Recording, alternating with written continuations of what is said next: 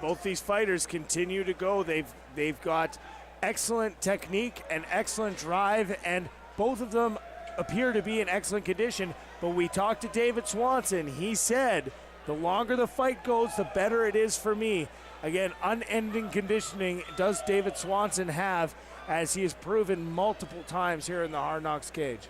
Yeah, and the fans getting a view of our title belt from our ring girls as they make their way around the cage. We'll check out a quick replay from featureproductions.ca. A nice combination there from Chapman coming forward through the side kick, and then a nice transition into the takedown, and he would stay in that position for the better part of a minute. So Swanson and Chapman ready for round 3 of this 5-round scheduled fight.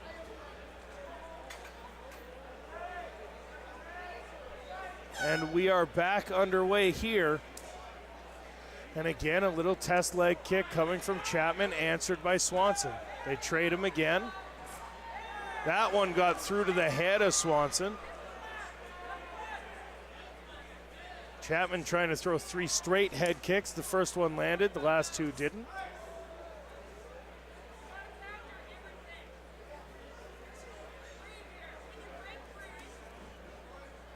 Kick again. Both fighters trading kicks. Now throwing a head kick was Swanson. That one didn't get through. Chapman's corner telling him to breathe every time they get a break. Make sure you're breathing. And again, we come from a guy who says that he has to work on his strength and conditioning, and breathing a very important part of that. Sometimes when you're in a fight, you forget it, and it's good for your coach to just remind you, keep that oxygen going. It fuels the blood, fuels those muscles, and helps you in the later rounds. Both of the Dalrymple brothers also in the corner of Chapman. Uses strikes to set up a takedown. Very nice. That time behind the knees, Jeremy, but was able to successfully gain side control after hopping over and putting himself between Swanson and the cage. He doesn't want Swanson to use the cage as a way to get off his back, as he has done multiple times, and now transitioning to a half guard and getting some advice from his coaches on what to do, and trying to isolate the head. He does have it isolated again, although we hope that Chapman doesn't go to his back to get a guillotine, and he does not. We've seen so many people in the past go for that guillotine, giving up top position to get bottom position and unable to succeed, and then ending in trouble. Pushing up against the cage is David Swanson now. Yeah, Swanson has Chapman up against the cage and is throwing knees.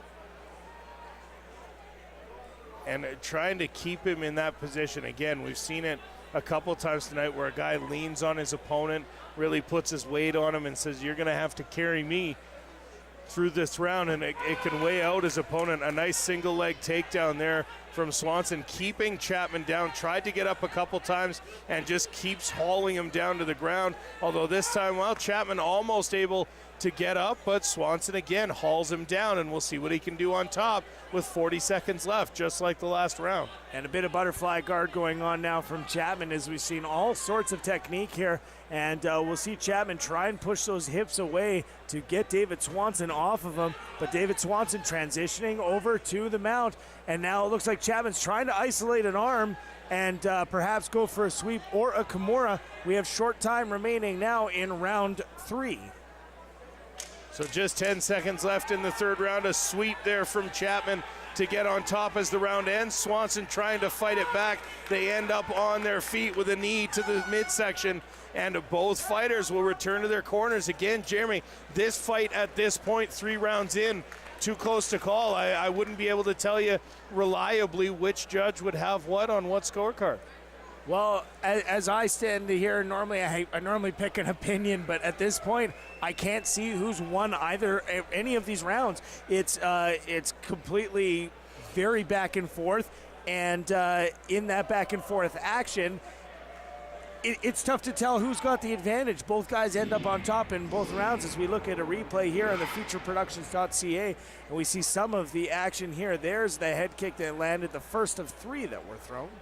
Yeah, 3, the head kick, the front kick, and then you'll see the spinning kick there. None of those second ones landing. The first one landed. I can't say it did significant damage, but did cause Swanson's head to move. And when you've got hair, as David Swanson does, that you're seeing right now, when it does move, you see it a little more clearly than when it moves on the head of maybe his opponent. It's officially called the Baywatch effect. So David Swanson and Chris Chapman now in championship rounds. Round number 4 here for the 155-pound Hard Knocks amateur title. Some good answered leg kicks from David Swanson, 8-1, and then gave 2 back.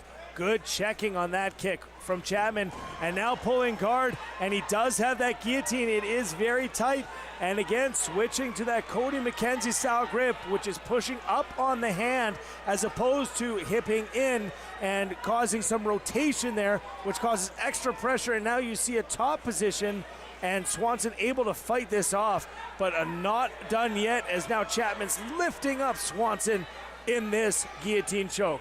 Well, Swanson doing a good job to defend the guillotine and gets out of it, much to the delight of his coaches. Chapman with a nice takedown here right in front of us here, and winds up on top in a side mount position. And now we'll be looking to transition into the full mount. Swanson twisting against that and keeping Chapman from getting the full mount. And looks to continue to work here, and again, tries to choke, unsuccessful, and Swanson with a nice transition. Excellent continuity here by David Swanson. He took a takedown where he was inside control and ended up working and pushing till now he is inside control with a takedown of his own. He's got 1:30 to work here from this position, and again, both fighters have shown the ability to get off their back, so tough rounds to call, although that was a fairly nice knee right into the elbow of Chris Chapman. Yeah, a nice knee from the top there from Swanson as he continues to work. Chapman trying to pull back and get into a better guard. He's in the half guard now. And looking at the one leg there of Chris Chapman, you can really see the impressions that Swanson's feet have made on his leg from those leg kicks. And a very back and forth fight here, Jeremy. Fans getting full value for their money out of a championship matchup between these two lightweight competitors.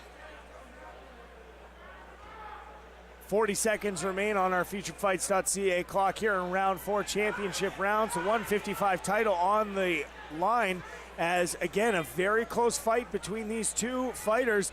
And there we go, David Swanson posturing up, able to get a shot in, but Chapman now switching to rubber guard, looking for mission control to isolate the head to land some strikes. 15 seconds left now. Swanson trying to climb over the guard of Chris Chapman and continuing to move forward. These two fighters putting on a show here as far as grappling is concerned.